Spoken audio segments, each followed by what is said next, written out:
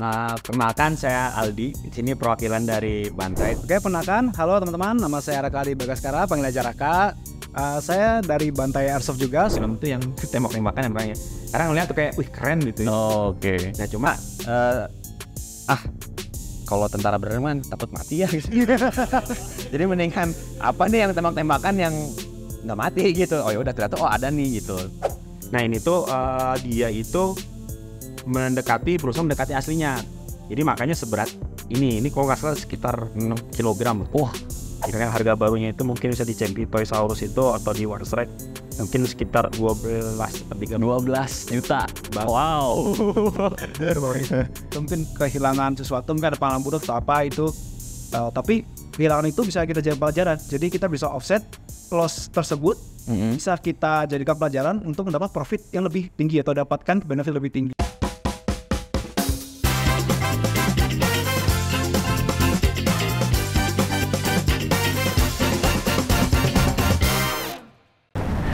Dari banyaknya tren olahraga outdoor yang lagi naik daun, ada satu olahraga ekstrim yang seru, memicu adrenalin dan juga mungkin belum banyak dikenal orang, yaitu Airsoft. Kali ini kita kedatangan komunitas Bantai Airsoft Bandung yang tentu sudah berpengalaman di dunia Airsoft. Dan kita lihat di sini ya, ada Mas Aldi ya dan juga Mas Raka ya. Terima kasih sudah mampir di sela-sela kesibukannya. Dengan perlengkapan yang super lengkap. Nanti kita ngobrol banyak ya terkait Airsoft ini seperti apa. Nah, mungkin sebelum kita mulai ya, saya mau tahu dulu dari Mas Aldi, awal mulanya ya, perkenalan diri dulu dan juga kenal Airsoft itu dari mana gitu, bisa diceritain sama Mas Raka juga, nanti boleh cerita gitu. Silakan monggo. Perkenalkan saya Aldi, di sini perwakilan dari Bantai dan sini juga ada rekan saya nanti Raka. Saya berkecimpung di dunia Airsoft itu dari tahun 2015. Oke, 10 tahun ya? Ya, kenapa 2015? Karena waktu itu baru lulus kuliah dan baru punya duit.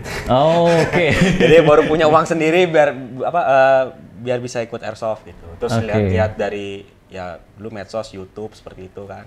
Terus kayaknya asik nih gitu. Terus karena dulu saya juga gamers gitu ya, suka main ya dulu zaman saya sih mungkin angkatannya ada yang main CS main, ya.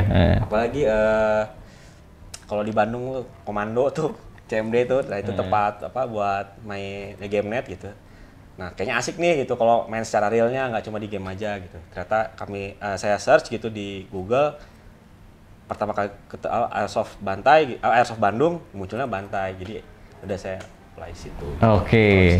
Kalau dari Mas Raka mungkin pertama kali kenalnya. Oke, perkenalkan, halo teman-teman, nama saya Raka Adi Bagaskara, panggil aja Raka. Saya dari Bantai Airsoft juga. Saya sebenarnya lebih lama nih dari teman saya Kang Aldi. Saya itu sudah ikut main Airsoft dari tahun sekitar 2012, atau saya masih SMP, kelas 1 atau 2.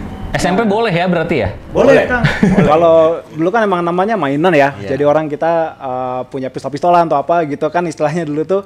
Jadi masih bebas. Dulu saya udah join dari kecil karena saya juga suka main game dan juga kebetulan om saya kan polisi. Jadi saya keterima wah pengen tembak-tembakan juga nih, pengen jadi polisi juga. Cuma karena tidak direstui untuk mendaftar sama orang tua saya, jadi saya kira lebih main di Airsoft aja. Oke, berarti memang latar belakangnya awal mulanya memang dari game ya? Pasti. Iya, kalau saya dari game juga. Game dan mungkin film ya. Tapi kalau saya sih anak Bantai, kita pasti rata-rata Kang ingin masuk atau dari mana ini ya karena dari game awalnya.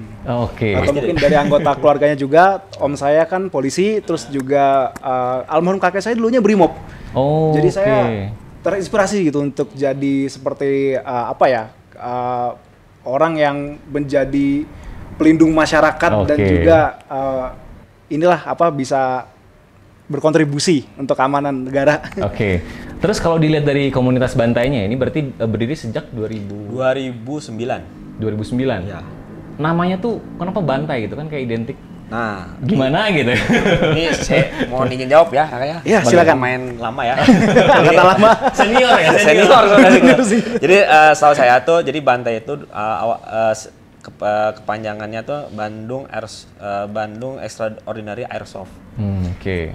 Ada extraordinary-nya. Kenapa extraordinary? Karena orang-orang yang awal berkumpul di Bantai ini adalah teman-teman yang dia tidak menggunakan high spec airsoft, tapi dari yang speknya di bawah lah, jadi kayak main springan atau apa, kita nyebutnya springan gitu. Nah berkumpul juga ada teman-teman dari komunitas yang misalnya tadi apa yang suka cosplay gitu kan, suka cosplay. berawal dari situ juga gitu, terus makanya seru nih tembak-tembakan gitu, makanya dibentuk itu. Dan awalnya pun itu juga dari thread di Kaskus yang namanya LBA, Low Budget Airsoft. Oh awalnya dari thread itu? Iya, dari thread Kaskus. Kayaknya itu rame di Kaskus, wah kayaknya asik nih gitu, maksudnya kalau kita bikin event bener-bener perang-perangan gitu, tapi yang low budget aja lah. Tuh, akhirnya datang, memang lucu-lucu gitu, ada yang pakai wig, ada yang pakai macam-macam lah. Yang namanya juga apa yang penting main apa tembak-tembakan kan gitu. Terus ternyata dilihat, tidak ada yang high spec gitu, memang apa airsoftnya airsoft yang memang kelas awal masuk lah gitu, jadi yang springan. Jadi akhirnya ya udah dibentuklah Bantai. Memang extraordinary-nya situ gitu. Berarti aman ya Mas ya, yang siapapun ikut, bahkan dari SMP ya? Itu Aman, dari SMP, dari kecil. Oke. Terus kalau kita lihat ya, tadi kan daya tariknya mungkin awal itu kan terinspirasi dari game. Nah, niat atau apa ya, niat atau yang kita sering olahraga segala macam itu ke arah situ juga nggak sih? Lebih ngeliat ke olahraganya juga nggak sih? Atau niatnya pengen keren-kerenan aja? Awal mulanya gitu ya? Awal mulanya, kalau saya pribadi sih sebenarnya karena memang jujur karena game ya, jadi dari game terus ke film. Jadi kan kalau saya tuh di Netflix tuh pasti arahnya itu kalau film tuh yang tembak-tembakan yang orangnya. Karena ngeliat tuh kayak, wih keren gitu ya. Okay. Nah cuma kalau tentara beneran kan takut mati ya. Gitu. Jadi mendingan apa nih yang tembak-tembakan yang nggak mati gitu. Oh ya udah ternyata ada nih gitu. Jadi awalnya dari situ sih. Nah awal mulanya situ, terus ternyata juga di airsoft sendiri juga banyak jenisnya kan gitu. Jadi ada yang kompetisinya, ada yang nembak target lah, ada simulasi perangnya apa.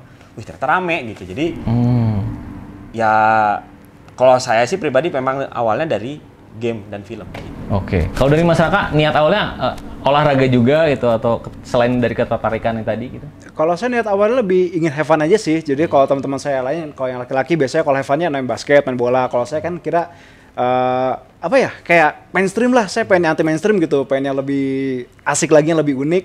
Dan saya nemu airsoft. Kebetulan juga saya dulu main Kaskus, lihat ada komunitasnya di Bandung yang Bantai ini extraordinary dan benar extraordinary. Jadi saya pertama kesana itu benar-benar diterima, dan juga untuk orangnya juga bisa dibilang unik. Saya terakhir main ada orang pakai kostum full dari atas sampai kaki pink semua, Kang. Pink semua? Pink semua, termasuk unitnya juga warna pink. Lucu sih, jadi tiap kali kalau saya ketemu sama dia jadi lawan, saya lihat dari jauh kayak, loh ada pink lewat, tembak, dar, ketahuan. Dan itu yang menurut saya bikin uniknya sih. Jadi kan kalau orang mungkin keren-kerenan, tapi saya lihat di sini klubnya itu lebih unik ya, jadi punya charmnya tersendiri lah. Oke. Terus kalau dilihat dari sisi olahraganya gitu kan, sekali main itu sebenarnya kalau kita ngelihat kayak tembak-tembakan, tapi ternyata waktu kita lakuin lumayan juga ya capeknya ya. Iya, betul. Karena senjata kayak gini itu berapa kilo tuh kalau boleh tahu? Coba ini Kang. Jadi sebelumnya mohon izin juga nih Kang ya. Jadi kalau di kami anak airsoft itu biasanya tidak menyebutkan ini sebagai senjata. Jadi karena memang untuk membedakan antara replika dan aslinya. Kami nyebutnya ini unit biasanya. Oh unit. Jadi unit airsoft gun. Gitu. Nah si unit airsoft gun ini memang replika. Jadi namanya replika juga kan ada yang biasanya 80% mendekati, ada yang 50% mendekati gitu. Nah untuk yang misalnya yang saya pegang ini, karena dia ini produk dari LCT ya. LCT itu kalau mengkoreksi ya kalau nggak salah itu dari Taiwan. Nah ini tuh dia itu berusaha mendekati aslinya. Jadi makanya seberat ini kalau nggak salah sekitar 6 kg. Wah, gitu. Lumayan ya. Memang, makanya kalau dikaitkan dengan olahraga ya olahraga juga gitu, karena harus mau nggak mau kita lengkapi dengan kardio gitu kan. Biar kuat juga. Betul. Jadi ya itu. Nah kalau yang ini bisa dibilang mungkin beratnya bisa di bawah 2 kg. Ini malah lebih ringan ya? Malah lebih ringan ya? Karena ada beberapa produsen yang memang, ini tuh cukup looks-nya saja gitu. Tapi karena baik lagi ini hanya untuk airsoft, hanya untuk permainan gitu, olahraga, jadi ya sudah dibuat dari bahan yang lebih ringan gitu, biar tetap fun-nya juga dapat gitu. Jadi nambahin juga Kang, ini unitnya namanya Spas 12, ini pabrikannya dari Jepang ini Tokyo Marui. Nah, ini juga sebenarnya mendekati, tapi secara looks-nya saja ya. Tapi kalau untuk bahannya ini tidak full metal, jadi tidak seberat punya Kang Aldi. Dan kenapa tidak full metal? Karena dalam regulasi di Jepang dulu ada sebuah regulasi di mana dulunya itu airsoft itu harus tidak boleh 100% metal. Jadi untuk menghindari modifikasi ilegal di sana itu. Jadi pada akhirnya dibuat regulasi, akhirnya tidak boleh mendekati aslinya. Paling untuk looks-nya saja boleh, tapi untuk bahannya tidak boleh. Jadi ini enteng banget nih. Mau coba Kang? Pegang? Udah. Lebih enteng kok daripada itu. Megangnya aja ngeri. Iya. Nah terus kalau dibandingin sama paintball gitu ya. Nah itu airsoft itu apa? Apakah dari cara mainnya, peraturannya atau? Kalau dari gameplay mungkin sama ya. Karena kan di kita juga ada CQB tadi ya, close quarter battle ya, atau bahasa teman-teman dari aparat tuh misalnya PJD, jadi pertempuran jarak dekat. Itu ada juga gitu. Ya, cuma mungkin yang akan membedakan itu dari mekanismenya. Jadi kayak ya kalau kita sekarang mungkin akan melihat banyak bentuk replika itu di airsoft gitu. Tapi kalau di paintball tuh mungkin sangat jarang ya, karena satu sisi memang lebih mahal gitu, ada harganya lebih mahal gitu. Terus juga dari powernya sendiri juga beda jauh gitu. Jadi paintball itu kan kalau kita misalnya kena tembak si pelurunya nggak pecah tuh lebih sakit gitu ya. Jadi nyerempet tuh lebih sakit.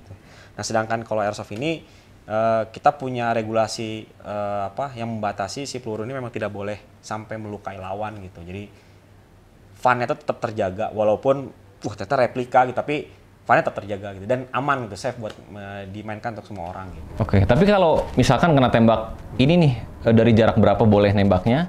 Terus kalau rasanya tuh ya sesakit paintball juga berarti? Oh beda, ini jauh lebih di bawah daripada paintball. Oh, karena dari jolnya beda.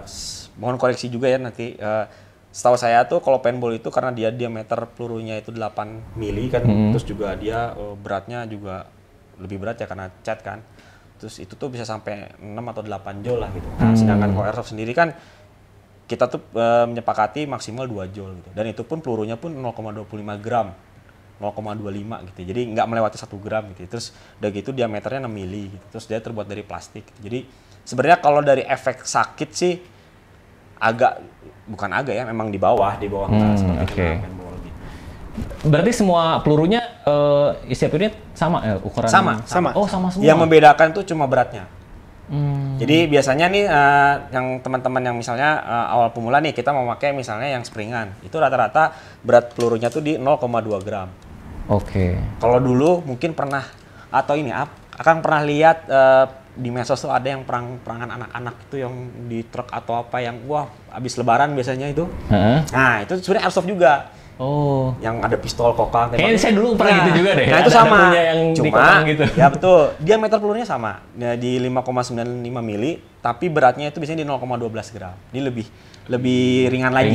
Gitu. Ya. Oh. Nah, kalau yang ke airsoft itu biasanya rata-rata 0,25 sampai setahu saya yang paling tinggi itu di 0,48 gram.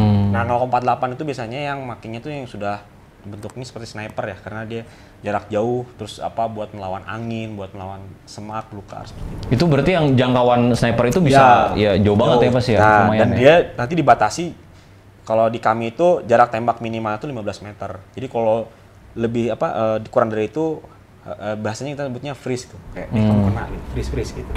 Walaupun kita belum nembak ya? Belum nembak, tapi kita dalam posisi di mana sebenarnya bisa aja ditembak gitu, tapi freeze itu kayak lebih ibaratnya menyelamatkan dia. Lebih sopan lah ya. Iya, saya tembak kamu sakit nih gitu kan. Jadi mending freeze aja gitu. Oke, terus kalau misalkan sekali main nih ya, perlu apa aja equipmentnya ya? Kan ini kalau dilihat banyak banget nih.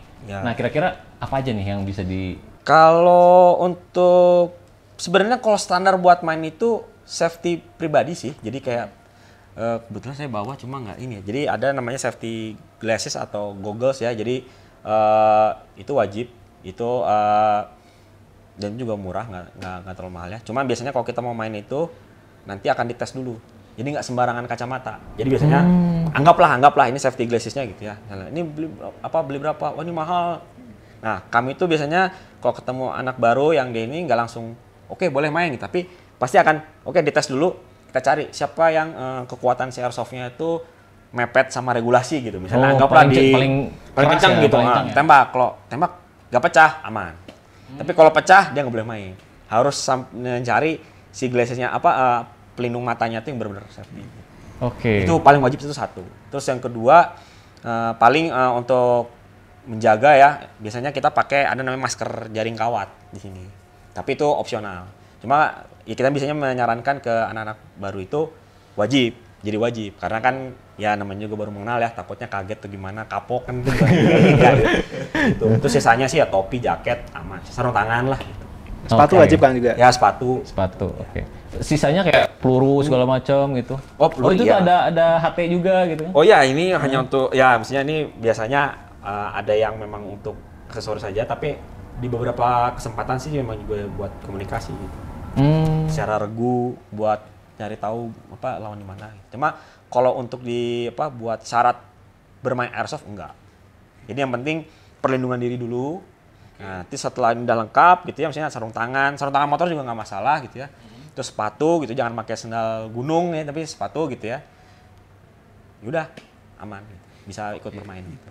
Tambahan juga kan, kalau untuk safety-nya ya teman-teman, kalau misalkan ragu kacamata apa yang kira-kira tahan benturan, ada kan triknya. Jadi kalau kita mau beli kacamata pelindungnya itu, kita cari yang ada sertifikasi ANSI-nya, itu biasanya sudah tahan benturan. Nah itu ada juga di tempat perkakas biasanya ada, saya beli di situ, lebih murah 40.000 biasanya dapat. Oke, terus tadi kan udah equipment ya. Terus kalau misalkan main nih gitu ya, kira-kira rules-nya tuh kayak berapa orang yang main, terus kayak gimana sistem gameplaynya, nah itu? Ya kalau gameplay balik lagi ya itu sangat bervariatif dan tergantung dari situasi kondisi juga, tergantung dari yang hadir saat itu. Tapi biasanya umumnya teman-teman airsoft itu kita biasanya mainnya deathmatch ya. Jadi kayak kalau teman-teman mungkin pernah main game Counter Strike gitu ya, jadi ya deathmatch gitu ya. Dibagi rata lah gitu. Jadi misalnya hadir berapa orang? 12, berarti 6 lawan 6. Oke. Misalnya itu biasanya kalau di kami sih pemanasan dulu. Jadi pemanasan tuh siapa tahu tadi kan ada yang baru mulai main gitu kan. Jadi buat dia kenal dulu fieldnya seperti apa. Oke. Nah, setelah itu baru tuh biasanya ada skenario tergantung dari klubnya biasanya. Nah kalau kami biasanya ada attack defense. Jadi attack defense itu dalam waktu tertentu, misalnya kita nggak lama sih, misalnya antara 15 sampai 20 menit gitu. Ada yang defend. Nah, jumlah yang defend ini sepertiga dari jumlah squad saat itu. Jadi misalnya kayak tadi 10 orang. Misalnya mau main, berarti yang defendnya 3 gitu. Yang attack-nya 7. Terus mereka bisa bertahan? Ya nanti si defend ini dikasih constraint-nya waktu. Ya defend-nya 20 menit aja gitu. Misalnya entah itu ada objektif tambahan, misalnya dia harus melindungi ada satu koper tertentu gitu. Atau misalnya memang sekasar ya udah kamu bertahan aja 20 menit gitu. Dengan cara misalnya bawa magazin sebanyak yang kamu bisa. Nanti kalau kena tembak, kena hit gimana? Oh, bisa respon sekali dengan cara ditepuk gitu misalnya sama temannya. Jadi 3 orang misalnya, "Kakak kena nih" gitu. Biar hidup lagi saya tepuk. Jadi bisa main. Tapi kalau kena lagi dia out gitu. Ada yang seperti itu. Jadi model-model permainan seperti itu sangat bervariatif banget. Tergantung dari si kondisi sampai itu aja. Oke, berarti tadi misalnya kalau udah kena tembak ya jujur aja gitu, misalnya ya, jujur aja, balik lagi ke awal ya, ke spawn awal ya. Bisa gitu, biasanya ada tempat memang buat respawnnya gitu. Tapi kalau misalnya biasanya ada skenario yang kita bilang kalau respawn ke tempat awal kan jauh seperti apa gitu. Jadi biasanya saya berperan sebagai medik nih gitu. Jadi antara ditepuk atau mengikatkan suatu armband atau apa. Oke. Tandanya kalau dia ini habis dihidupin. Jadi musuh juga tahu, habis dihidupin nih, tembak lagi sekali lagi kena nih hit. Oke. Terus tadi udah sempat perannya gitu ya. Nah, pas lagi main itu perannya biasanya ada apa aja tuh? Kalau peran balik lagi. Jadi karena si airsoft ini kan sangat luas ya. Jadi dan skenario bermainnya pun banyak gitu. Jadi sebenarnya tidak ada aturan baku ya. Jadi kayak misalnya apakah si A menjadi rifleman atau misalnya jadi gunner atau jadi marksman. Karena seperti yang tadi kita udah cerita gitu ya, bahwa ya airsoft ini kan awalnya dari film dan dari game ya gitu ya. Apalagi dulu zaman airsoft gun ini bertumbuh, game yang saat itu paling menarik itu adalah Counter Strike gitu. Dimana ya kamu bisa aja satu squad bisa milih sniper gitu, AWP bisa-bisa aja gitu. Nah tapi kan makin kesini kan game makin berkembang dan dia ada simulasi militernya, ada apanya. Itu yang itu pun juga berpengaruh ke gameplay kita gitu. Jadi ada yang mulai kayak satu regu dibagi berapa orang, nanti ada yang jadi mediknya, ada yang jadi rifleman-nya atau apa. Nah cuma biasanya scanner khusus gitu untuk saat ini sih biasanya dipakai pada saat simulasi militer atau milsim gitu. Acara-acara besar lah biasanya. Tapi kalau untuk gameplay setiap hari gitu ya, misalnya kita kan main sebenarnya seminggu sekali gitu ya, nggak sampai sejauh itu sih. Karena biasanya rata-rata orang tuh ingin main hanya untuk menembak orang. Jadi udahlah nggak usah ribet gitu, yang penting bagi rata kayak tadi gitu ya, bagi rata. Oke. Nah biasanya kan kita tambahan, biasanya gini, kita klasifikasinya bukan ke role, lebih ke arah yang datang hari ini yang airsoftnya jenis spring berapa orang kumpul di situ. Yang jenisnya AEG ya pakai baterai berapa orang kumpul sini, ini bagi 2, itu bagi 2 gitu. Jadi fair gitu ya. Fair. Oke. Terus kalau dari waktunya gitu ya, sekali game itu kayak 1 kali match atau bisa beberapa kali, biasanya berapa lama satu kali permainan itu? Kita tuh biasa mulai jam 10 ya. Iya, sampai capek. Biasa capeknya, tapi kalau di itu sebenarnya balik lagi ya, tergantung dari si penyelenggaranya ya. Kalau dalam hal ini kan jadi gini, di kita itu di Indonesia itu rata-rata klub itu memiliki tempat main. Nah, beda dengan di luar negeri. Kalau di luar negeri itu emang ada tempat mainnya. Yang di mana dia itu dikelola secara profesional. Jadi kayak paintball. Nah, itu kan punya suatu PT atau suatu unit usaha, ngundang orang datang. Jadi dia juga ada, karena bisnis dia ada IO-nya lah gitu. Nah, kadang kalau di kami karena ini tuh diserahkan ke masing-masing klub gitu ya, karena klub punya tempat main nih di mana gitu. Jadi tergantung si klubnya tadi gitu. Jadi kayak misalnya ya udah nih, karena yang dibagi sekian orang gitu ya udah gitu. Jadi misalnya karena jalan kita bakal mainnya misalnya selama 4 jam nih, ya udah dibagi berapa sesi gitu. Nah, kalau di bantai itu kami lebih sering bermain cepat. Kenapa? Karena biar orang yang sial kena tembak pertama itu nggak nunggu waktu lama untuk main lagi. Oh iya, betul ya. Jadi karena, lebih kebanyakin gamenya itu betul, ya. Karena ya kami juga kadang menemukan gitu, misalnya kayak ikut di acara skirmish gitu ya, join operation sama klub lain gitu yang sekali main sejam, 2 jam gitu ya. Ya kan pasti ada hari sial untuk orang lain ya gitu ya. Jadi baru main tembak gitu. Aduh, gimana? Nungguin sejam kan gitu. Nah, iya, betul. Kalau di kami akhirnya lebih milih main cepat aja, 15 menit, 20 menit lah. Jadi sehari itu bisa minimal dapat 8 game, 10 game.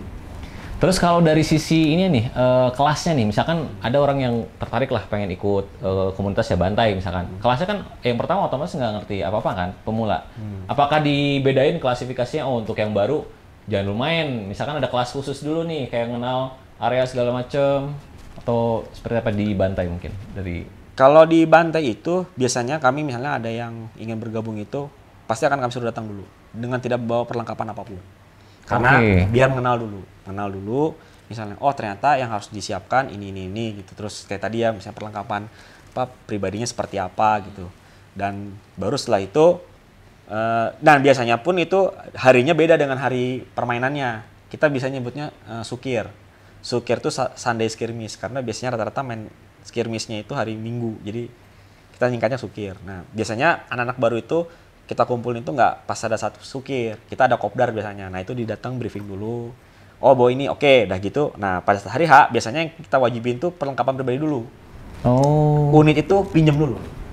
Karena sudah sering di komunitas itu kayaknya hampir di berbagai macam hobi ya gitu ya.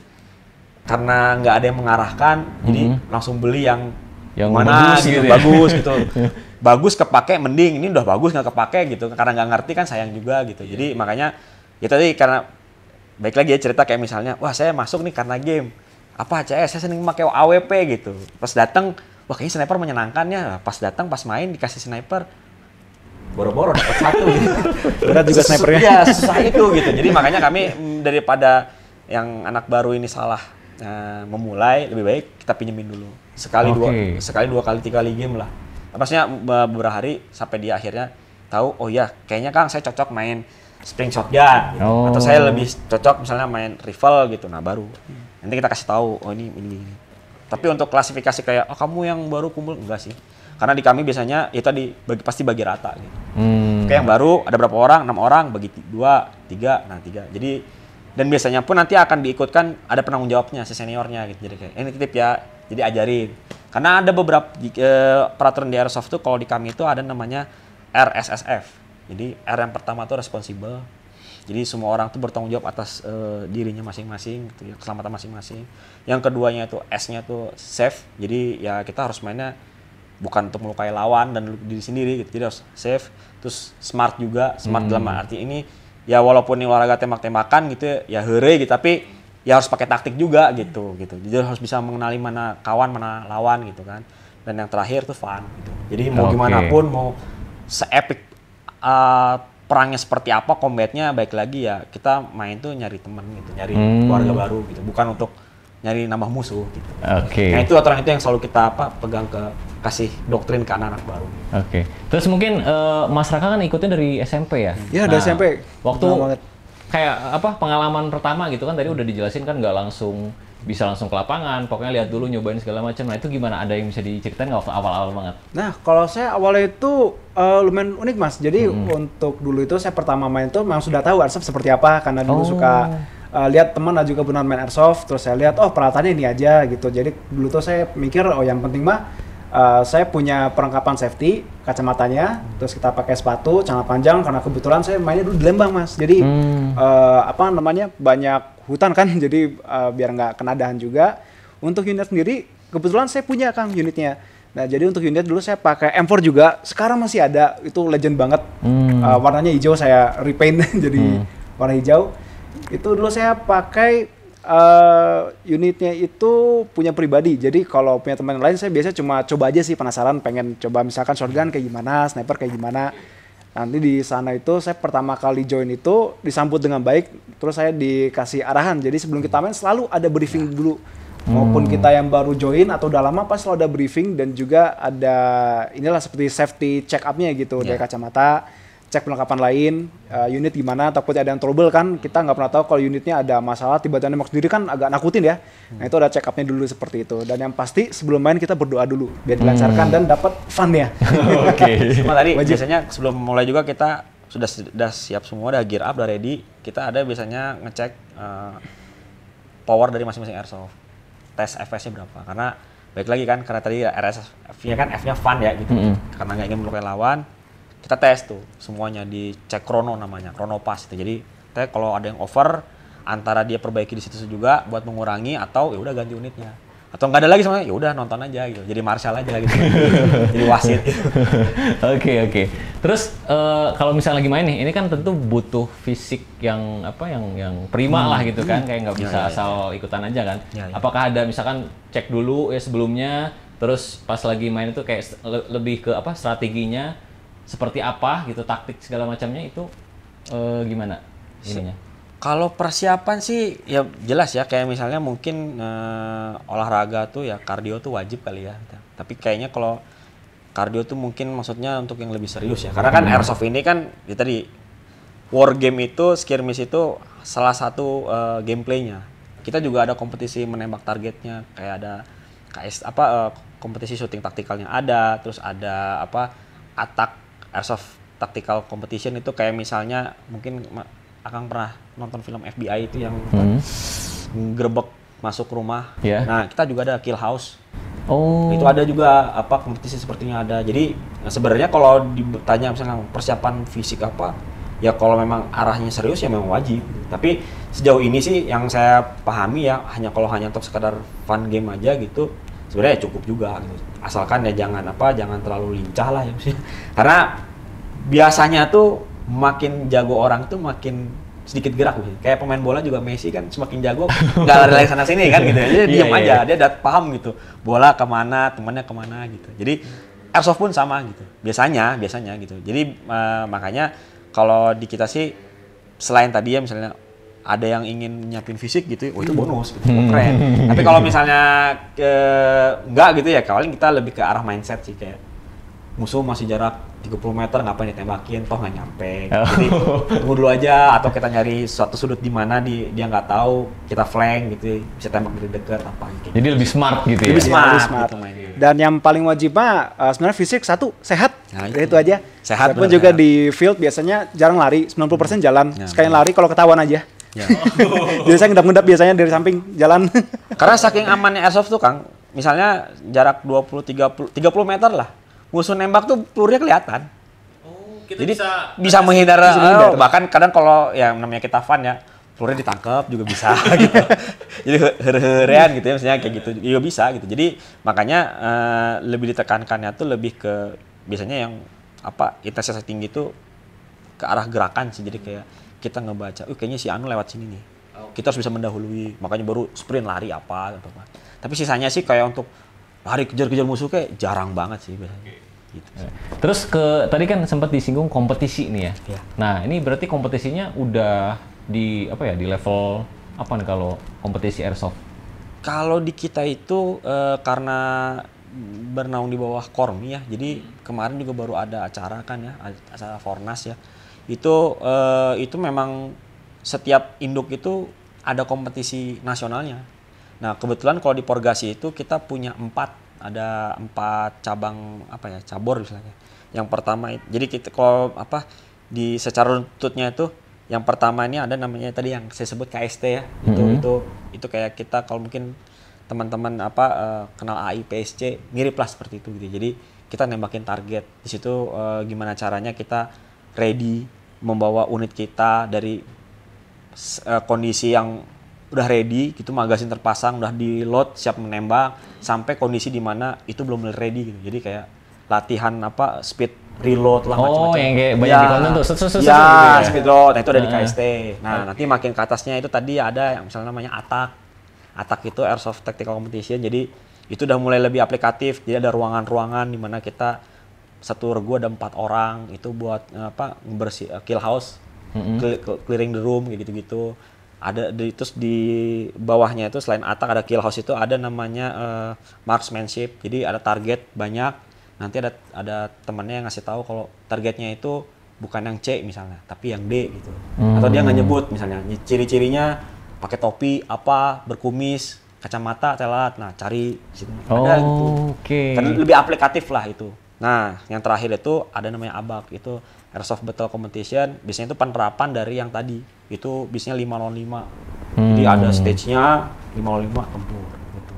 Itu yang ketiga. Terus yang keempatnya itu ada yang ini lebih agak, kan kalau sepak bola itu ada futsal kan. Nah, kalau tadi ada ABAC-nya, nah kita ada namanya Speed KB. Speed KB ini cenderung lebih cepat permainannya. Itu satu babak itu kurang dari 1 menit. Kurang dari 1 menit? 1 menit. Jadi bener-bener kecil tempatnya berarti ya? Ya, jadi 15 meteran panjang. Panjang tuh 15 meteran. Jadi kondisi itu ada papan breakout, semua unit tuh nempel, udah ready, udah reload semua, udah siap tembak. Ada waktunya prit, langsung tembak speed. Nah itu biasanya secara looks itu udah nggak ada militernya, itu lebih condong ke paintball. Kompetisinya paintball. Kayak cepet-cepetan aja gitu ya, cepet-cepetan aja tembak gitu ya. Ya tapi itu memang Speed KB ini yang serapan dari kompetisinya paintball lah. Jadi coba diterapkan di airsoft, yaitu jadi Speed KB. Jadi kayak misalnya mungkin kalau teman-teman yang dulunya sering main paintball, pas main Speed KB nggak beda jauh lah gitu. Cuma beda si unitnya aja gitu. Terus kalau dari Bantai ya berarti ada kalau ada kompetisi gitu ada aja yang ikut berarti. Alhamdulillah kita sih kalau Speed KB udah juara nasional 3 kali. Widih. Terus untuk yang KST tadi gitu juga selalu di podium ya, maksudnya nasional juga ya. Kita juga ada atletnya gitu. Terus kemarin juga untuk kompetisi yang Kill House juga kita juara juga. Jadi memang kalau di Bantai ini nggak cuma fun gitu ya, barangkali memang ingin serius untuk kompetisinya juga kita ya adalah gitu. Oke. Ini jangan-jangan Mas Raka nih diem-diem dari dulu kan senior nih ya, masuknya udah jago nih pas lagi di lapangan ya. Saya ikutnya regional Jabar waktu itu, yang IPSC, tembak reaksi. Ya. Oke. Terus kalau kan kita punya unit segala macam, nah ini terkait legalitas mungkin. Nah ini orang yang nggak tahu kan butuh modal berapa misalkan ya. Terus legalitasnya tuh yang paling harus kita tahu itu apa? Apakah bisa langsung beli di pasar atau seperti apa? Jadi setahu saya untuk peraturan terbaru itu kayak misalnya Akang nih mau beli unit airsoft itu minimal pasti harus nyiapin, setahu saya kalau misalnya beli di toko yang resmi itu KTP, kopian KK, sama surat rekomendasi klub. Ya, itu aja tetap ada surat itu ya. Jadi misalnya kalau di Bandung tuh kan ada toko megah, itu kan juga dia jual. Itu kurang lebih syaratnya sama. Terus yang di Jakarta ada One Strike, ada tadi apa? Toys R Us, STC. Nah, itu juga sama. Kurang lebih syaratnya sama. Dan biasanya sih kan kalau KTP KK mah gampang ya. Nah, biasanya yang filternya itu ada di surat rekomendasi klub. Nah, biasanya karena nanti itu akan jadi tanggung jawab si klubnya untuk mengawasi si pengguna airsoft tersebut gitu. Itu sih. Dan makanya untuk unit-unit yang legal itu biasanya dia tergrafir, ada kode grafirnya. Oke. Jadi, wah ini unitnya unit yang memang resmi gitu dari aparat juga udah tahu gitu. Jadi aman untuk dipergunakan. Gitu. Oke, dan kalau dari kayak ngurusin surat-suratnya lah, kayak butuh dalam tanda kata modalnya berapa kira-kira harus disiapin gitu? Setahu saya kemarin tuh bisa ada teman yang itu sebenarnya nggak mahal-mahal amat ya. Maksudnya mungkin upah untuk mengurusnya kayaknya 100.000 lah, 100 berapa. Itu pun maksudnya hanya sekedar uang lelah, misalnya ada ya yang ngebantu dari klub buat bikin bolak-balik ininya kan, buat nyerahin kayak gitu aja sih. Tapi sejauh ini sih ya nggak ini sih. Karena biasanya pajak dan macam-macamnya sudah dibebankan ke harga unitnya. Oke, ke unitnya justru ya di itunya. Berarti kalau kita lihat nih unit kayak gini nih, mungkin biar kebayang juga nih teman-teman, berapa kira-kira? Kali deh, ini spesial nih. Kalau ini juga. Karena apa ya? Ya ini tadi ini AK74 dari LCT ya. Jadi AK74 SU. Kalau saya nggak salah sebut ya, misalnya harga barunya itu mungkin bisa dicek di Toys R Us itu atau di One Strike, mungkin sekitar 12 atau 13. 12 juta. Baru. Wow.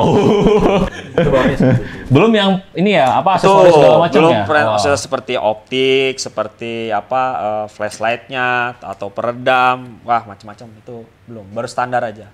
Mungkin look standar seperti ini lah. Seperti ini. Oke. Berarti ini harusnya di bawah ya, di bawah ini ya? Kalau ini di bawah banget. Dulu saya beli second ke teman. Ini tuh harganya sekitar 3 juta. Kalau dulu ya, kalau saya nggak tahu berapa harga barunya. Ini sebenarnya unit koleksi sih mas. Jadi saya nggak pakai buat main. Untuk yang main saya di rumah ada mirip punya Kang Aldi juga. Harganya sekitar 10 juta atau 12 jutaan. Itu saya bikin dari scratch juga, bentuknya M4. Itu buat main. Kalau ini saya buat koleksi mas. Jadi kalau di Bandung itu kata teman saya dari semua orang di Bandung yang punya unit ini pas cuma ada 2 orang, salah satunya saya. Katanya nggak tahu sekarang. Jadi yang ini membuat look sama koleksi aja. Iya, gitu. jadi kalau di rumah saya lebih banyak koleksi buat foto dan ini sih cosplay sih mas. Jadi kalau untuk main cuma ada 1-2 yang aktif. Oke. Soalnya juga kan kayak ya baik lagi ya, kayak misalnya mungkin kalau di mobil teman-teman lebih tahu ya, misalnya kan semua merek itu kan nggak semuanya spare partnya ready ya. Nah di airsoft pun sama gitu. Jadi rata-rata yang paling sering yang tadi kayak spas ya, karena kenapa jarang main, karena spare partnya jarang banget gitu, banget gitu. Jadi kalau ada yang rusak ya susah gitu benerinnya, kecuali kalau kita bikin sendiri atau apa. Tapi kayak misalnya mungkin sekelas kayak AK atau M4 itu unit sejuta umat gitu, jadi banyak. Makanya biasanya yang baru-baru itu kita arahkan itu ke arah yang spare partnya gampang lah gitu, biar nggak menyusahkan. Makanya tadi kayak yang kalau spare part saya adalah masuknya ini unit kolektor, jadi hanya untuk dibawa pada saat tertentu aja gitu, bukan pakai occasional main gitu. Oke. Kalau yang ini nih, yang kecil-kecil kayak gini, nah ini berapa nih? Kayaknya menarik nih. Kalau ini contoh misalnya ini GBB gas blowback model Glock 17. Kalau barunya misalnya contoh kita ambil yang buatan Jepang ya, Tokyo Marui itu rata-rata di mungkin 4 sampai 4,5 juta. Wah, lumayan ya. Lumayan. Tapi itu standar balik lagi. Jadi bukan tampilan seperti ini gitu. Kalau ini tuh udah di upgrade-nya lumayan banyak gitu, kayak ganti slide-nya, ganti outer-nya, terus ganti trigger-nya gitu. Jadi beda lagi. Nah, itu segitu. Kalau yang ini mungkin ini lebih murah lagi nih mas. Nah ini lebih murah. Berapa rak ini rak? Nah, kalau ini harganya sekitar 500.000. Ini dari Korea, mereknya AGF. Tapi sebenarnya ada lagi yang lebih murah, yang merek lokal namanya The Cobra, itu sekitar 35.000 sudah bisa beli satu unit. Bentuknya persis kayak gini. Bisa dipakai main juga ya? Bisa dipakai main juga. Jadi ini saya pakai biasanya untuk mengenalkan ke teman-teman saya yang masih baru. Jadi saya kenalkan ini airsoft tuh seperti ini, cara main seperti ini. Ini saya pakai untuk tekankan lebih karena disiplinnya aja sih. Jadi kan walaupun ini namanya mainan, tapi kan bentuknya seperti senpi ya. Jadi secara hakikatnya kita perlakukan juga layaknya senpi. Selalu anggap ada isinya, siap untuk ditembakkan. Jadi safety nomor 1 lah. Dan juga kenapa saya pakai yang seperti ini bentuknya untuk yang pemula, karena satu ringan dan dua murah juga. Jadi kalau misalkan orang yang sudah biasa pakai ini mau punya lagi seperti ini cukup terjangkau dibanding kita beli yang seperti unit kolektor di sini. Betul. Yang partnya susah, atau mungkin beli yang kayak Kang Aldi yang mungkin common tapi harganya mahal. Jadi ini lebih murah untuk dimulai dari sini. Oke, berarti kan kalau katakan yang lokalnya 35.000 bisa gitu ya? Bisa. Jadi sebenarnya apapun itu nyebutnya kita juga blaster ya gitu ya. Karena selain airsoft juga ada yang dia gel blaster. Itu yang pakai water beads itu yang gel itu. Oh iya, tahu. Ya itu kan juga bentuknya sekarang udah replika juga yang menyerupai. Itu juga bisa dipakai main juga gitu. Jadi sebenarnya kalau kita tuh apapun itu yang dia melontarkan proyektil, asalkan dia tadi tidak kayak gotri gitu ya, metal gitu ya, pelurunya terus dia 4,5 mili atau apa, terus juga ternyata misalnya ini pelurunya powernya masih aman ya, pakai main aja. Mau di harga 35.000, 100.000 gitu. Oke. Terus kalau misalnya main nih, apa yang modal yang kita keluarin lagi selain dari peralatan itu? Kalau sekali mau main nih, misalnya ada janjian seminggu, berarti ada aja ya seminggu sekali ya berarti seminggu sekali. Nah itu apa aja tuh berat? Biasanya kalau kami itu karena berhubung di sini kan baik lagi ya tadi kalau di kita kan di Indonesia mah klub mengadakan ya. Nah itu biasanya kayak kami di Bantai gitu ya, itu untuk harga field itu 35.000 biasanya. Oke. Itu ada HTM-nya aja, HTM 35.000. Dan itu bisa tergantung juga. Misalnya contoh, kenapa kok Bantai 35.000? Oh ya memang buat bayar fieldnya aja gitu. Tapi ada klub lain yang misalnya, 50.000 free flow gitu. Jadi ada air di situ, jadi bebas itu mau minum tinggal cuma bawa tumbler doang. Ada juga seperti itu. Atau misalnya di satu sisi ada juga yang ternyata fieldnya gratis kok gitu, jadi kayak buat uang kas aja ada juga. Tapi rata-rata sih harga field itu di antara 15.000 sampai 70.000-an lah. Nah biasanya yang mahal-mahal itu yang memang fieldnya tengah kota atau apa gitu, jadi punya akses tertentu lah gitu buat ini ya. Berarti memang sebenarnya yang mahal itu ya dari unit-unitnya itu ya, yang lumayan ya. Ya. Nah berbicara mengenai uang tadi ya, nah kan untuk kita bisa nyalurin hobi kan untuk unit-unit yang kita bisa lihat ini angkanya nggak murah lah gitu ya. Betul. Nah mungkin dari sisi Mas Ali sama Mas Raka untuk money manajemennya nih, apakah punya strategi tertentu ya? Misalkan saya invest di mana atau trading di mana misalkan gitu. Ya. Nah boleh Mas Ali pengalamannya gimana? Kalau saya karena masih konvensional ya, jadi memang kalau saya sih sejauh ini sebatas kerja, ada sisa nabung ya hilafnya ke sini gitu. Sebenarnya memang juga ingin sih mengerti gitu kayak kayaknya kita harus ada pos lain gitu ya, apalagi buat hobi gitu ya, kayak misalnya mungkin invest di mana atau apa. Cuma karena sejauh ini sayanya backgroundnya juga bukan di bagian itu gitu ya. Jadi belum ada ilmunya sih. Kayaknya menarik gitu kalau misalnya memang bisa ada suatu tools buat invest gitu ya. Mungkin Kang Raka nih kan ahlinya Bitcoin nih. Oke, gimana mungkin dari Mas Raka? Saya dengar tadi ada Bitcoin, apa tuh yang dicoba gitu ya? Nah, jadi Mas kebetulan saya ini selain bekerja juga di software house di Bandung namanya Flix. Jadi saya kerja di situ, dapat gaji juga. Tapi untuk mengembangkan aset lah ya, bisa dibilang saya juga aktif di dunia Web3, blockchain, seperti Bitcoin dan cryptocurrency seperti itu. Dan kebetulan saya juga salah satu member dari komunitas Volubit di situ. Jadi salah satu member komunitas kripto di Bandung yang cukup besar. Alhamdulillah sudah 2 tahun berjalan kira-kira.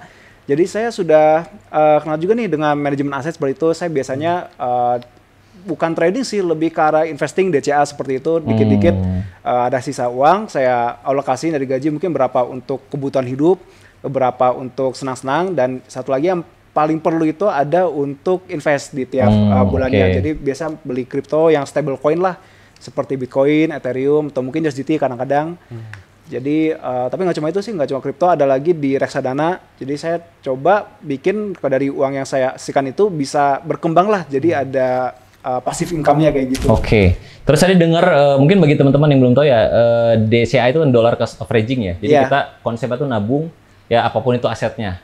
Nah, kalau misalkan dari Mas Aldi gitu ya, terkait dengan kalau dengar trading kan mungkin udah sering ya. Nah, ini mau nanya pendapat tentang forex nih ya.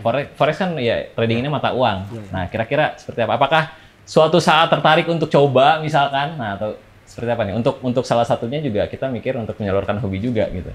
Karena sebagai salah satu metode ya pasti tertarik juga ya, maksudnya mungkin akan belajar juga ya gitu, maksudnya apalagi kan tadi saya aja ketinggalan jauh gitu ya, teman saya di sini aja udah mikir apa invest saham atau apa gitu. Jadi kalau tadi misalnya Kang nanya kayak apakah tertarik mungkin pelajari trading ya tertarik lah gitu. Apalagi kalau saya kan masih konvensional ya, kerja dapat gaji, bayar ini sisa, ini sisa dikit nabung baru beli. Itu kan kayaknya untuk multiplier hilafnya kurang ya. Kayak butuh tambahan gitu. Iya. Mungkin nanti bisa cobain kali ya. Kalau dari Mas Raka nih kan kripto kan udah lagi booming lah sekarang. Terus kalau kita bandingin sama aset ya, misalkan kalau kita trading forex ya, mata uang. Nah, itu ngelihat pendapat dari Mas Raka gimana terkait perkembangannya? Kalau saya rasa kalau forex ya mata uang mungkin ya sama-sama saya dengan seperti aset yang lain ya seperti kripto, tapi mungkin cuma hanya beda bentuknya aja ya. Tapi katanya itu lebih basicnya di trading. Kalau saya sendiri mungkin masih belajar kan kalau untuk trading seperti itu. Kalau yang jago teman saya ada namanya Kang Ali sudah tersertifikasi lah. Udah trading for living ya. For living ya. Jadi mungkin kalau ada yang bisa ngasih sinyal mungkin saya mau. Oke. Saya belum berani kalau tadi sendiri soalnya. Oh ini berhubung sama sinyal ya. Kita kan ada aplikasi namanya Quick Pro. Jadi si platformnya itu kita bangun sendiri nih. Jadi ya beda sama broker lainnya. Nah di situ salah satunya ada fitur sinyal juga gitu. Jadi ya kayak orang-orang emang kayak sinyal provider yang udah berpengalaman, dia kayak trading nanti sinyal tuh langsung ke publish. Jadi kita bisa ngikutin gitu. Tapi tetap keputusan tergantung kita mau ngikut atau enggak gitu. Sama nanti ada performa itu yang bisa kita lihat gitu. Oh kira-kira ini bagus nih sinyal providernya baru kita ikut. Mungkin barangkali nanti mau coba gitu ya. Siap. Menarik. Nah, terus ini kita ada mini games lah kasih lah. Di sini ada kertas ya, ada pertanyaan terkait financial ya market lah ya. Nanti mungkin pandangan dari Mas Aldinya seperti apa. Kalau misalkan belum paham, ya nggak apa-apa. Nanti kira-kira seperti apa. Terus dari Mas Raka juga seperti apa gitu ya perspektifnya. Oke, ini boleh diambil satu, silakan. Gacha Kang, dapat arisan. Door prize nih. Ya, dapat door langsung prize. buka nih. Langsung buka dan bacain aja. Dapat door prize hadiah pintu. Iya. Dari Kang dia aja dulu. Nah, apa tuh pertanyaannya? Wah, menurut kamu hal tersulit dalam trading itu apa? Nah, ini mungkin kalau Mas Ali kan belum ada pengalaman ya. Mungkin lebih ke cenderung ke depannya ya. Kalau mau coba masuk trading, kira-kira barrier-nya itu apa nih yang kita masih ogah-ogahan kayaknya lebih takut atau gimana? Nah, dari Mas Ali gimana? Mungkin ini karena tadi ya pendapat saya masih konservatif ya. Jadi saya tuh walaupun dulu kuliah kan ada kalkulus tuh misalnya materi probabilitas ya gitu ya. Nah, itu kan sebenarnya memang menteorikan kemungkinan ya gitu. Jadi kayak misalnya, oh ya ini misalnya dalam satu dadu itu misalnya satu angka tuh kan ya dapatnya 1/6 lah apa. Nah cuma entah kenapa kalau saya itu masih berpemahamannya itu ya tetap aja 50-50 gitu. Mau peluangnya 1/6, 2/6, 3/6, 4/6, 5/6 pun ya tetap aja 50-50 gitu. Jadi apalagi ya mungkin itu sih maksudnya karena kekonservatifan saya gitu ya, maksudnya masih belum mendalami gitu ya tentang ya kan kalau trading itu kan kita juga harus membaca, setahu saya maaf kalau sok tahu ya kan juga harus membaca probabilitas ya kan gitu ya, seperti itu ya. Nah itu sih gitu maksudnya saya masih yang menghalangi saya itu adalah ilmunya sebenarnya. Oke. Ilmunya sih kalau misalnya karena gini saya yakin kalau memang itu sudah ilmunya itu tuh mudah dipahami ya gitu ya mungkin akan ya berkembang pesat gitu, maksudnya orang-orang akan mudah gitu ya memahami. Karena selama ini kan bahkan kalau saya sih dengarnya malah trading ini buruk gitu, karena ada yang pakai mesin apalah macam-macam seperti itu. Cuma baik lagi kalau saya sih lebih bukan ke arah itunya ya, tapi karena kan kayak misalnya mungkin kalau maaf ya Kang ya kayak misalnya mungkin kayak nilai tukar world pay itu kan juga ada kaitannya dengan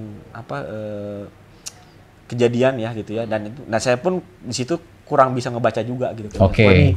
Kenapa dolar naik? Oh, gara-gara ini. Nah, saya takutnya tuh kayak itu tadi, makanya ilmu itu karena nggak bisa baca ilmu itu, makanya itu yang bikin saya masih kayak ke trading itu masih maju mundur. Oke. Tadi itu benar yang tadi Mas Aldi singgung ya, ilmu tuh ya orang-orang kadang dia nggak ngerti apa-apa, dia langsung terjun. Terus ketika udah terjun, loss segala macam misalnya katakan, terus dia nyalahin kayak industrinya. Wah, ini trading. Misalkan ya, trading ini apalah misalkan banyak loss-nya segala macam, ada permainan. Oh, padahal kan dia nggak tahu ilmunya gitu ya. Jadi memang barrier pertama sebelum orang mau terjun, ilmunya itu saya setuju banget gitu ya. Jadi kalau dari Mas Raka mungkin itu pertanyaannya apa? Mungkin Oke, boleh pertanyaan yang dilihat. saya dapat adalah, kebalik. Sebelum kenal trading, apa pandangan kamu soal dunia ini? Wih, mantap. Widih. Apa nih kira-kira nih? Apa ya, sebelum kenal trading? Kalau saya belum kenal trading juga, lebih mengarah kalau dunia ini, apa ya, it's equivalent exchange. Jadi Oke. apa yang kita dapatkan, Wah, berat nih kita kayak bisa bahasanya nih. hilang. Tapi emang kita hilang, kita bisa dapatkan juga. Jadi for better or worse gitu. Misalkan saya selama hidup ini, ya alhamdulillah bisa mendapatkan banyak sesuatu yang baru gitu. Tapi dengan what cost gitu, mungkin kehilangan sesuatu, mungkin ada pengalaman buruk atau apa itu.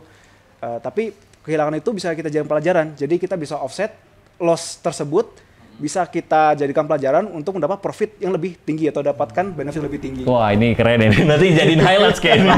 Beda. ini juga dari kami setuju ya. Memang yang namanya ya hilang tadi ya, Iya. loss ya, katakan langsung di trading ya. Memang ya itu gimana cara kita ngaturnya aja. Iya, Kalau kita ngaturnya benar, manajemen resikonya benar, manajemen keuangannya benar, walaupun kita menghadapi loss tapi kita mindsetnya benar, nanti bisa someday gitu ya, kalau bener ya profit juga, bisa di recover juga loss-nya gitu ya. Iya betul. Dan tambahan lagi nih, kalau untuk loss-nya misalnya materi, itu kalau saya rasa sangat normal. Dan terutama kalau sudah kenal trading juga ini seperti hari-hari gitu. Cuma ada satu yang loss-nya sebisa mungkin kita hindari, kalau kita kehilangan momentum atau kesempatan. Jadi kalau saya diajari itu, kalau misalkan kita loss dalam satu trading, misalkan saya beli aset kripto di sini loss, ya sudah langsung cut loss saja seperti itu. Nanti kita cari kesempatan yang lain. Jangan terlalu terpaku di situ dan kita lupa nih di sini masih tempat lain nih ada yang bisa potensial. Wah, ini keren. Jadi kalau emang loss cut aja gitu ya. Cut Karena peluang ya, kesempatan itu akan ada dimanapun sebenarnya. Kita bisa cari dimanapun dan nggak usah terlalu fokus terhadap yang udah tadi gagal itu ya. Iya betul. Oke. Kuncinya ikhlas. Ini udah trader pro nih. Belum, masih belajar. Wah, oke. Sekarang kita balik lagi ke Airsoft nih. Mungkin sebelum kita tutup nih ada pertanyaan terakhir. Kira-kira apa saran untuk teman-teman yang tertarik di dunia Airsoft nih dari Mas Aldi sama Mas Raka nanti? Kalau saran dari saya sih bagi teman-teman semua nih ya, yang ingin nggak apa-apa awalnya gaya-gayaan, yang ingin punya cita-cita tadi kayak teman saya Kang Raka gitu ya, ingin jadi tentara, polisi nggak kesampaian gitu ya, ingin main tembak-tembakan tapi takut mati, nah main airsoft gitu. Karena kalau main airsoft kena tembak, kena hit gitu ya, tinggal balik respawn. Kalau yang tentang aparat-aparat itu kan kena tembak ya takutnya menrobuka ya. Jadi ya airsoft tuh sangat asik. Selain juga maksudnya salah satu kelebihan main airsoft juga, kalau rekan-rekan saya di daerah lain itu jadi ajang juga untuk bela negara. Jadi kerjasama sama aparat juga gitu buat ada acara bela negara seperti itu. Jadi ya kalau hanya untuk sekedar hobi buat olahraga, ayo join gitu. Karena selain melatih fisik, melatih ketepatan ketepatan berpikir juga gitu ya, terus kecepatan mengambil keputusan juga gitu. Kayak tadi kan misalnya Kang Raka nih ahli di trading kan, pasti kan gimana cara ngambil keputusannya kan juga ada skill-skill yang dimana itu butuh tepat gitu ya dan cepat gitu ya. Nah itu mungkin juga bisa dilatih di airsoft gitu. Ketika, wih lihat musuh nih, tembak jangan ya. Nah itu juga kan situlah momentumnya. Kalau ketembak ternyata airsoft kita, unit kita itu nggak nyampe pelurunya, musuh jadi tahu, terus kita tembak balik. Oh iya. Nah makanya apakah keputusannya kan lebih ditembak sekarang apa nanti nunggu mendekat. Gitu. Jadi airsoft tuh sebenarnya banyak banget aspek-aspek yang bisa mempengaruhi kehidupan lah. Oke. Kalau dari Mas Raka mungkin? Nah, kalau dari sendiri untuk teman-teman yang mau ikut main airsoft, saya sangat rekomen karena olahraga ini meskipun kalau tadi kita cerita ya mungkin cost dari gear dan perlengkapan macamnya mahal, tapi saya yakin semua olahraga itu pasti ada costnya juga, Kang. Termasuk seperti lari, paling misalkan kata orang itu olahraga paling murah itu lari. Iya.